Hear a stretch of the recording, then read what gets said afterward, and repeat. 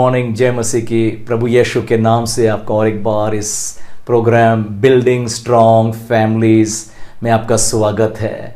हमारी विश्वास ये है, प्रार्थना जब यीशु के नाम से की जाती है, प्रभु यीशु मसीह आपको चंगाई देता है, आपके मैरिड लाइफ को ब्लेस करता है। और हम यही कोशिश में लगे हैं ना कि आपका घर परिवार और मैरिड लाइफ दृढ़ होना चाहिए ना। इसलिए नीचे दिए हुए नंबर में ज़रूर आपके प्रेयर रिक्वेस्ट भेजिएगा। और हम प्रभु का धन्यवाद, जो गवाहियाँ हमें सुनने मिल रही है। ये और एक भाई जिसने अभी कॉल किया है और पिछले हफ्ते कॉल किया था प्रेयर रिक्वेस्ट के साथ में, और बहुत बड़ा एक फाइनेंशियल लोड उसके ऊपर में हो गया था और फंस गया था वो ना। परंतु यहाँ पर प्रार्थना की गई और 2 दिन बाद उसने कॉल किया और कहता है 95% काम पूरा उसका बन गया है। और वो बहुत धन्यवाद प्रकट कर रहा था ना। यीशु के नाम में सामर्थ और चंगाई, और यीशु के नाम के द्वारा बहुत कुछ हो सकता है। इसलिए प्रार्थना यहाँ पर आपके लिए हो रही है, लगातार हो रही है ना। जरूर से अपने रिक्वेस्ट को भेजिए, प्रभु आपको भी आशीष। मैं सारे स्पॉन्सर्स का भी धन्यवाद देना चाहता हूँ। और ये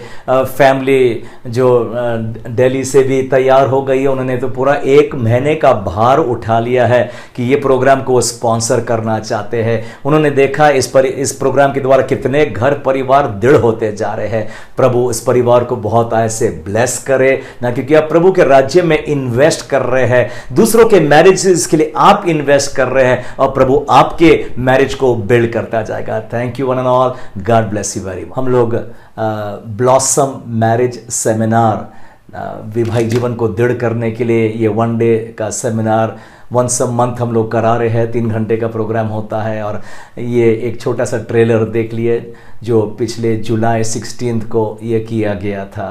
देखिए।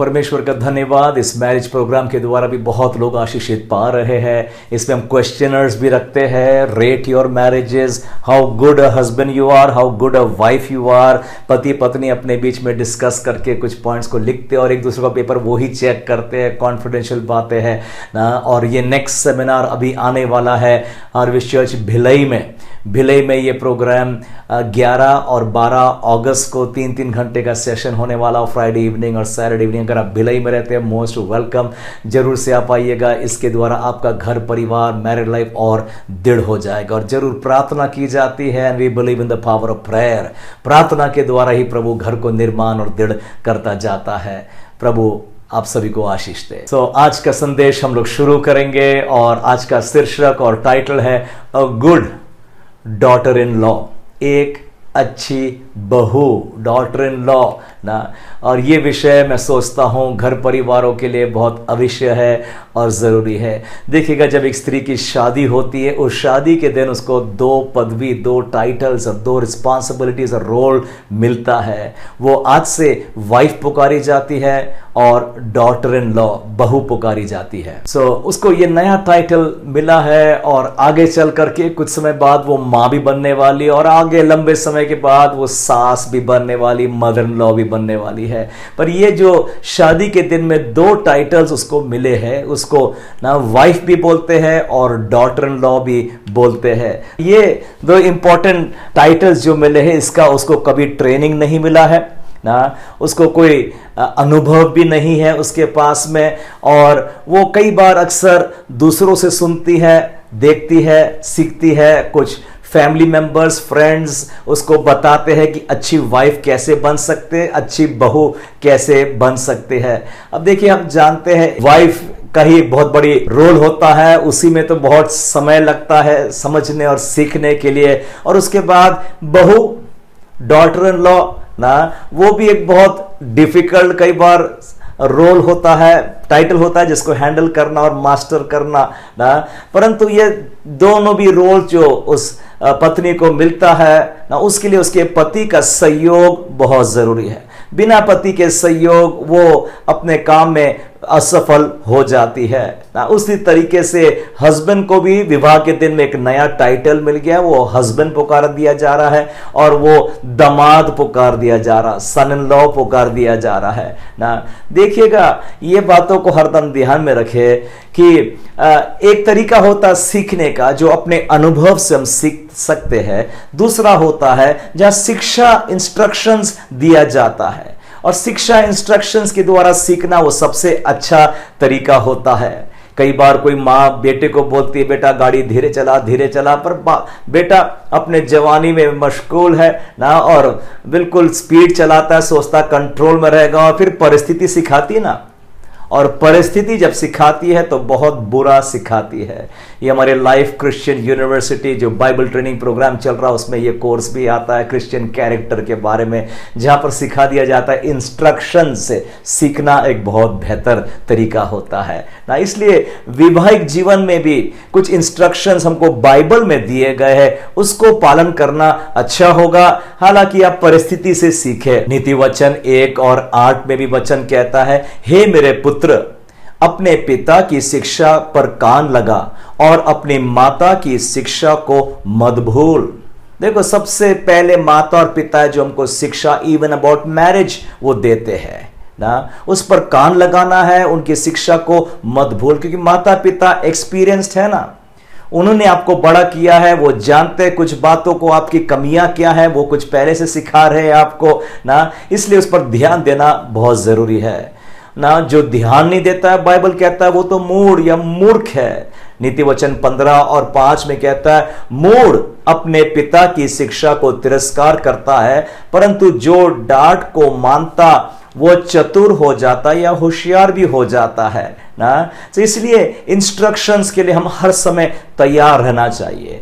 देखिएगा, वैवाहिक जीवन में ये कभी भी मत सोचना कि I am mister right and I am mister perfect, मुझको कोई सुधार की जरूरत नहीं है ना, बदलना है तो अगले को ही बदलना है। हम सभी को कुछ करेक्शंस, एडवाइस, सजेशन, सुलझाव, कहीं ना कहीं सुधार हमको होना ही है ना, तभी जाकर के ना वो वैवाहिक जीवन अच्छा ब्लॉसम होगा, फलदायक होगा, शांति आनंद उसको मिलता है ना। देखिएगा, इसलिए ये सब्जेक्ट डॉटर इन लॉ, बहू का थोड़ा सेंसिटिव जरूर है, और इस रोल को उस बेटी ने अच्छे से नहीं हैंडल किया तो कई बार कितना बड़ा तूफान भी खड़ा हो जाता है ना। इसलिए बाइबल में कुछ बातें लिखी है, उसको हम सीखेंगे और अपनाएंगे तो अपना वैवाहिक जीवन बहुत शांतिपूर्वक हो जाता है ना। देखिएगा, विवाह हमने इसलिए भी किया है कि हमारे अंदर कुछ इमोशनल नीड्स, कोई भावनात्मक आवश्यकताएं और जरूरत थी हमारे अंदर में ना, इसलिए हमने विवाह भी किया है ना। अभी हम लोग आने वाले जो ब्लॉसम सेमिनार्स होंगे उसमें एक पूरा सेशन लेंगे, हमारी इमोशनल नीड्स क्या है ना, हमारी भावनात्मक जरूरतें पूरी हो जाएगी तो आदमी को संतोष लगता है, खुशी आनंद लगता है ना। और वो भी एक कारण, बहुत सारे कारण होते हैं विवाह करने के लिए, पर इमोशनल नीड्स को भी पूरा करना बहुत जरूरी है। सो आपको उस सेमिनार में हम सिखाते भी आपके इमोशनल नीड्स क्या है और कैसे उसको पूरा कर दिया जाए। ये बहुत सारे इमोशनल नीड में से एक नीड होता है लव, प्रेम ना। प्रेम जो शब्द है ना, एक्चुअली ग्रीक में जिसमें हमारी न्यू टेस्टामेंट बाइबल लिखा है, वो प्रेम शब्द को एक्चुअली 4 अलग अलग शब्द आते हैं प्रेम में, पर हिंदी में सिर्फ प्रेम लिखा है, इंग्लिश में लव लिखा है ना, परंतु ग्रीक में वो लव को भी 4 अलग अलग शब्द आते हैं ना। ये चारों को मैं थोड़ा दोहराना चाहता हूं आपके आगे में। एक होता है ना जिसको हम अगापे प्रेम कहते हैं, दूसरा होता है इरोस, तीसरा होता है फिलियो और चौथा होता है स्टॉर्ज। स्टॉर्ज पारिवारिक प्रेम होता है। और आज मैं स्टॉर्ज पर थोड़ा ज्यादा जोर दूंगा जब हम बहू के बारे में कुछ सीख रहे हैं, इन लॉस के बारे में हम कुछ सीख रहे हैं ना। पर ये 4 प्रकार के प्रेम होते हैं। ये इमोशनल नीड का एक पैकेज है, प्रेम उसके अंदर पाए जाते हैं ना। अभी अगापे प्रेम ना, शायद आपने सुना भी होगा। ये सबसे बड़ा तरीका बड़ा प्रकार का प्रेम होता है ना। और इसको सैक्रिफिशियल लव बोलते हैं। इसमें अगापे प्रेम में बहुत कुछ बलिदान कर देते हम एक दूसरों के लिए। अगापे प्रेम केवल एक भावना नहीं है परंतु कुछ एक्शन मांगता है ना। जैसे कि यीशु क्रिस्त ने अपनी जान हमारे लिए दे दी है क्रूस पर, हमारे पापों के बदले वो क्रूस पर मारा गया। यह अगापे प्रेम का अच्छा उदाहरण है, नमूना है। परमेश्वर ने जगत से इतना प्रेम किया, यूहन्ना 3:16 में लिखा है। वो प्रेम शब्द है अगापे किया है, सैक्रिफिशियल लव। जब आप किसी को इतना अगापे प्रेम करते तो अगले के लिए ना अपनी कुर्बानी, बलिदान और जान भी देने को तैयार। और अगापे प्रेम उसके बदले में कुछ भी नहीं मांगता है, उसको अगापे प्रेम कहते हैं। लूक 10:25 कलम से जो आगे दृष्टांत यीशु मसीह ने कहा गुड समैरिटन के बारे में, वो भी बहुत अच्छा एक अगापे प्रेम का दृष्टांत है, जहां पर एक ना परदेसी व्यक्ति के लिए दूसरे आदमी ने कितना कुछ कर दिया उसके लिए। अगापे प्रेम सैक्रिफिशियल प्रेम होता है। दूसरा टाइप ऑफ प्रेम होता है जिसको इरोस प्रेम होते हैं। इरोस प्रेम काफी रोमांटिक, पैशनेट और सेक्सुअल लव भी उसको हम कहते हैं ना। उसी से इरोटिक वर्ड इंग्लिश में भी आता है। अभी विवाह में इरोस वाला प्रेम भी होना बहुत जरूरी है। यह भी परमेश्वर की एक रचना है। और सॉन्ग ऑफ सोलोमन ना, श्रेष्ठ गीत की किताब हम पढ़ते, उसमें तो बहुत कुछ इस प्रेम के बारे में भी लिखा है। सो इरोस प्रेम भी एक प्रकार का प्रेम है। तीसरा प्रेम है फिलियो प्रेम होता है जहां पर जिसको ब्रदरली लव, भाईचारे का प्रेम। और ये अक्सर कई बार दोस्ती में प्रकट किया जाता है। दो जन इतने दोस्त हैं, भाईचारा का समान प्रेम हो जाता है, वो बेस्ट फ्रेंड बन जाते हैं और एक दूसरों के लिए कितना कुर्बानी ना, दुख सुख सब कुछ उठा लेते हैं और एक दूसरे की संगति में वो बहुत खुश भी हो जाते हैं। उसको फिलियो प्रेम बोलते हैं। और विवाह में ये सारे प्रेम ना हमारे जीवन में आना बहुत जरूरी है। आपकी वाइफ, आपका हस्बैंड आपका बेस्ट फ्रेंड बन जाता है ना। पहले शायद रोमांटिक और लवर भी होता, पर अभी फिलियो प्रेम भी उसमें आ जाता है ना। सो फिलियो भी प्रेम बहुत जरूरी, जैसे बाइबल में दाऊद और योनाथन के बारे में लिखा है ना। दाऊद और योनाथन, पहला सैमुएल 18 चैप्टर 1 से लेकर 3 कलम लिखा है। और दाऊद ने ना योनाथन से बहुत प्रेम किया, अपने समान प्रेम किया, बाइबल कहती है। इतना कि योनाथन ने दाऊद के साथ वाचा बांधा क्योंकि वो अपने समान उसको प्रेम करता था। ये फिलियो लव है ना। दोस्ती में इतना प्रेम हम बुरा सोच ही नहीं सकते अगले के लिए। यीशु मसीह ने चेलों को जाते जाते बोला, मैं तुमको दास नौकर करके नहीं परंतु मित्र करके पुकारता हूं। वो फिलियो लव लगता उसमें, फ्रेंडशिप ना। काम में, टीम में, वर्क करने में अगर दोस्ती आ जाती है तो वो भार बोझ बहुत हल्का हो जाता है। विवाह में पति पत्नी में वो फिलियो लव भी आ जाए तो मजा आता है एक दूसरों के साथ संगति करने, खाना बनाने, घर का काम भी कर देने के लिए, बिकॉज फिलियो लव। और ये बढ़ना भी बहुत जरूरी होता है ना। आज मैं जो जोर दूंगा वो है स्टॉर्ज वो अफेक्शनेट लव है ना, जो अक्सर परिवार में पाया जाता है। पारिवारिक ना प्रेम, इसको हम कहते हैं स्टॉर्ज।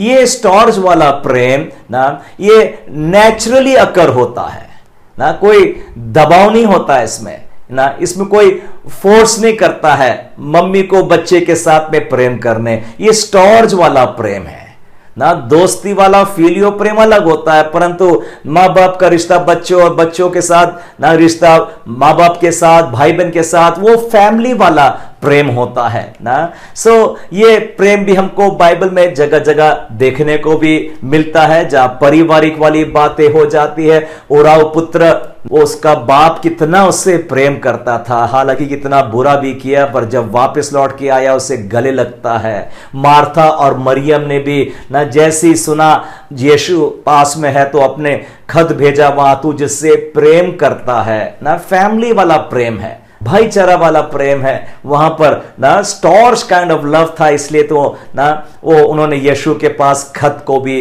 भेजा। जैरियस की बेटी मरने पर थी ना, वो दौड़े दौड़े यीशु के पास गया, क्योंकि अपने बच्चे को हम वो स्टॉर्च वाला प्रेम दिखाते हैं ना। अगापे प्रेम अलग है ना, इरोस प्रेम अलग है, फिलियो प्रेम भी अलग होता, और स्टॉर्च, ये स्टॉर्च वाला प्रेम को हमको समझना बहुत जरूरी है। परंतु ये चारों टाइप के जो प्रेम बता दिया गया है, ये सब कुछ नेचुरली अकरिंग होना चाहिए।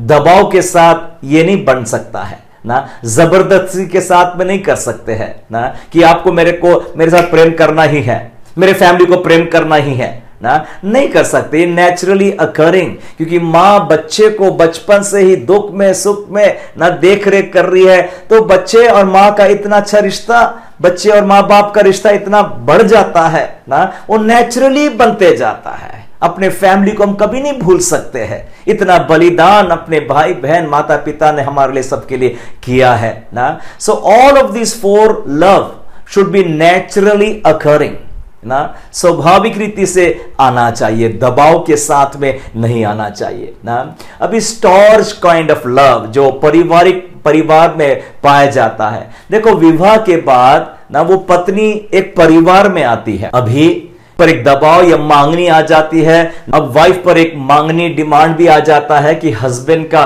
ब्रदर, हस्बैंड की सिस्टर, उसका मां बाप, उसको सबको भी उसको प्रेम करना है, और स्टॉर्च काइंड ऑफ लव प्रकट करना है कि जैसा हस्बैंड अपनी मां बाप से, हस्बैंड अपनी भाई बहन के साथ प्रेम करता है, वही प्रेम अभी वाइफ को प्रकट करना है। ये कई बार बहुत बड़ी चुनौती हो जाती है, डिफिकल्ट भी हो जाता है ना। देखिएगा शादी के बाद अभी हस्बैंड की मां उस वाइफ की मां बन गई, अभी हस्बैंड का फादर इस वाइफ का फादर बन गया। देखा जाए शादी के बाद में 2 डैडी हो गए और 2 मम्मी हो गए ना।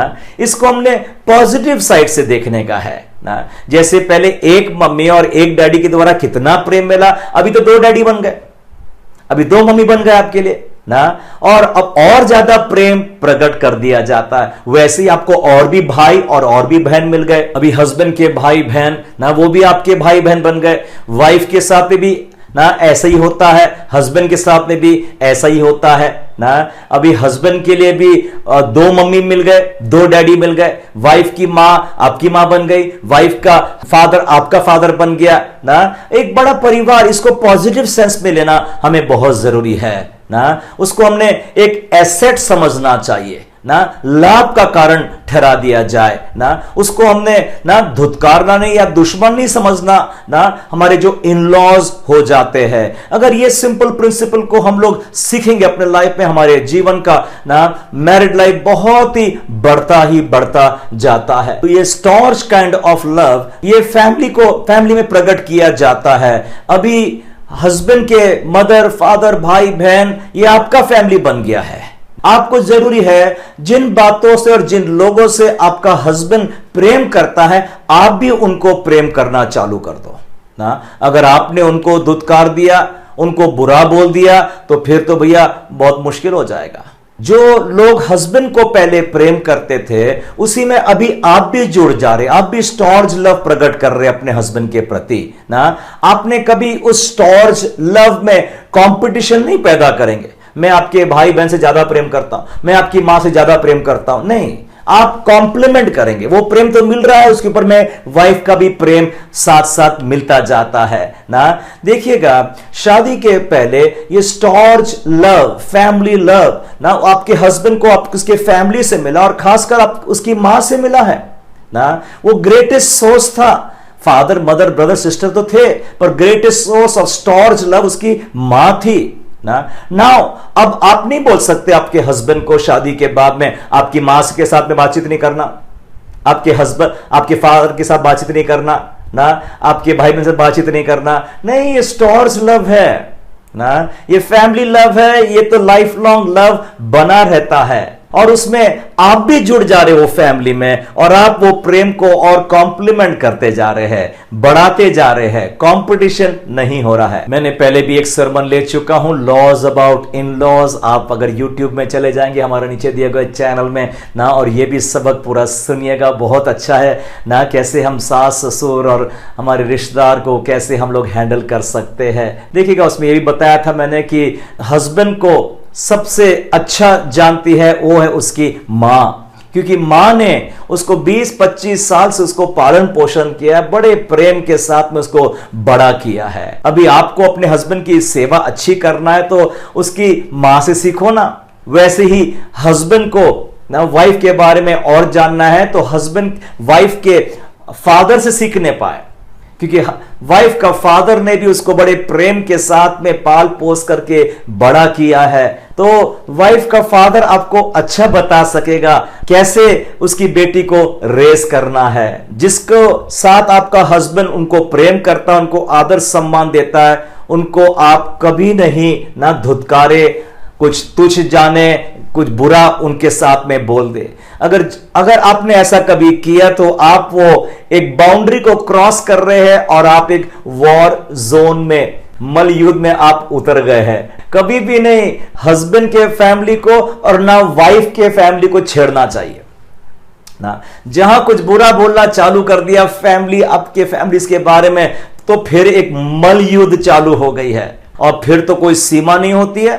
कहां कहां से खदेड़ करके मैरिज डे की बात भी खोल देते हैं, शादी में क्या मिला और शादी में ऐसा किया था, वो किया था ना। सावधानी बनाना एक दूसरों के साथ में, कभी भी एक दूसरों के पेरेंट्स को और फैमिली को कुछ बुरा ना बोलने पाए। बाइबल में एक बहुत अच्छा उदाहरण लिखा है जहां पर अब्राहम ने अपने दास को भेजा था उसके बेटे इज़ाक के लिए पत्नी ढूंढने के लिए, और हम जानते हैं वो घटना जो घटी, रेबका के भाई से और रेबका के फादर से पूछा और उन्होंने ये जवाब दिया। उत्पत्ति 24 और 50 में लिखा है, लाबान और बेथुएल ने जवाब दिया, ये बातें तो यहोवा की ओर से है, हम इसमें ना बुरा ना भला बोल सकते हैं। उन्होंने पहचान लिया कि ये बातें यहोवा की ओर से है। उन्होंने चिन्ह देखा, सबूत देखा, लड़का को देखा भी नहीं था, फैमिली को देखा भी नहीं था, पर उन्होंने देखा ये परमेश्वर की ओर से है। बस चैप्टर क्लोज। यस, दोनों तैयार। इसमें हम बुरा और भला बोल ही नहीं सकते हैं। इसलिए विवाह के दिन और उसके बाद से पूरा बुरा भला बोलना सब अभी छोड़ दो। बुरा तो छोड़ दो, भला बोलते जाओ। भला बोलेंगे लड़की के फादर मदर को तो लड़की बहुत खुश। आप लड़के के ना फादर मदर को भला बोलेंगे, बहुत अच्छे डैडी है आपके, आपकी मम्मी तो बहुत अच्छी है ना, आपके भाई और बहन तो बहुत अच्छे, तो आपके हस्बैंड को बहुत अच्छा लगेगा।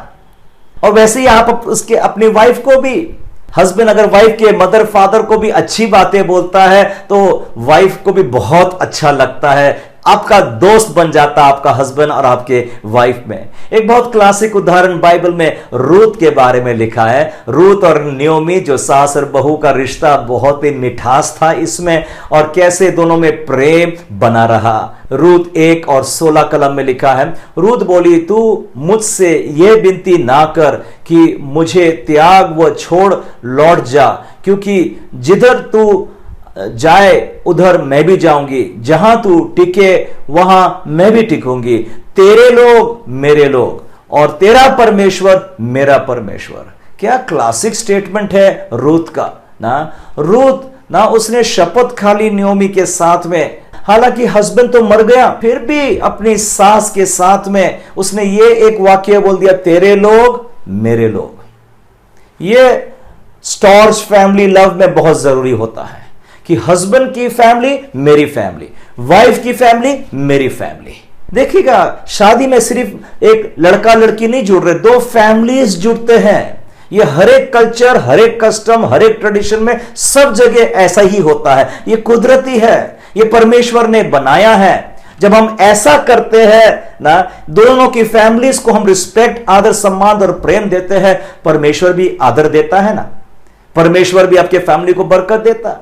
हम जानते हैं रूत के बारे में, क्यों ना वो विधवा थी, पर आगे रूत 2 चैप्टर में और 10 कलम में ना वहां पर बोआज और रूत का एक संबंध हो गया। और बोआज तो बहुत धनवान था, उसके पास खेत, नौकर चाकर, मैं सोचता हूं most eligible bachelor in town होगा। उसके लिए तो कितने कुंवारियां उसके पीछे में, और कितने माता पिता सोचते हैं अपनी बेटी की शादी उसके साथ हो जाए। पर यह बोआज ने जाकर रूथ से, जो ना परदेसी है और विधवा है, उससे शादी किया।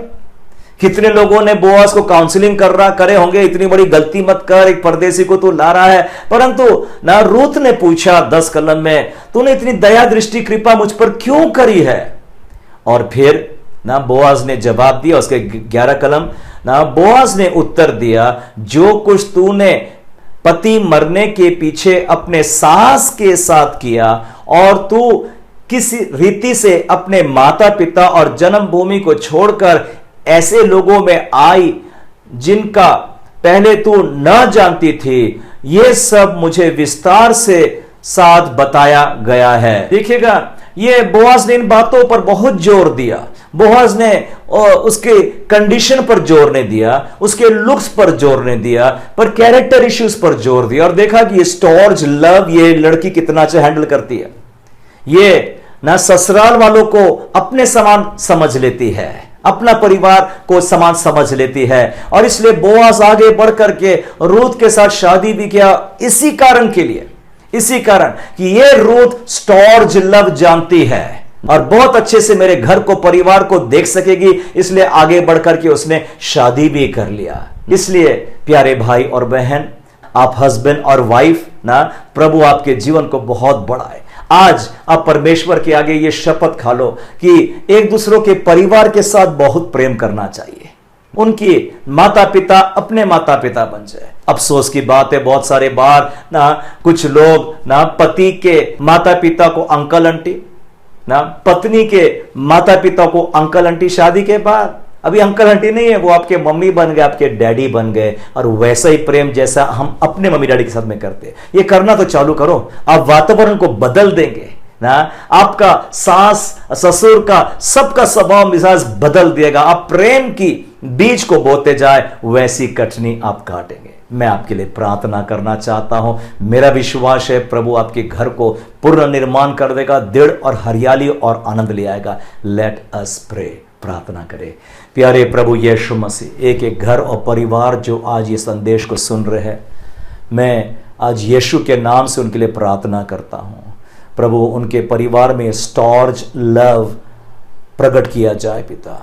प्रभु दोनों जन अपने फैमिलीज को प्रभु जी अपने समान प्रेम करने पाए, अपने फैमिली के समान प्रेम करने पाए। हम उनको ब्लेस करते हैं, उनके मैरिड लाइफ को ब्लेस करते हैं, उनके घर में आनंद और खुशी आज उतर आए पिता। प्रभु जी तेरे नाम से प्रभु जी आशीष देता हूं। दुष्ट की सामत उनके विरोध यीशु के नाम से मैं नष्ट कर देता हूं। धन्यवाद देते हुए प्रार्थना यीशु के नाम से मांगते हैं, आमीन।